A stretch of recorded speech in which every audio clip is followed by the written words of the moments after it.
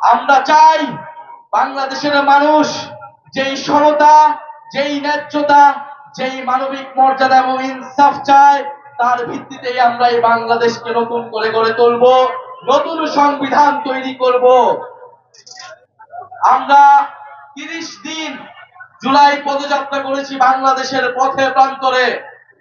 আমাদের বিরুদ্ধে নানা ষড়যন্ত্র হয়েছে, নানা প্রোপাগান্ডা হয়েছে। আমাদের এই পদযাত্রায় যেই জনস্রোত নেমে এসেছিল, সেই জনস্রোতে ঈর্ষান্বিত হয়ে আমাদের বিরুদ্ধে অপপ্রচার চালানো হয়েছে, আমাদের বিরুদ্ধে আমাদেরকে বিভিন্ন জায়গায় বাধা দেওয়া হয়েছে, হামলা করা হয়েছে। কিন্তু আমরা থেমে যাইনি, এই পদযাত্রাকে থামানো যায়নি, এই জনস্রোতকে থামানো যায়নি। ইনশাআল্লাহ আগামীর বাংলাদেশে, আগামীর ঢাকাতে এনসিপির দিকে আসা এই জনস্রোতকে থামানো যাবে না।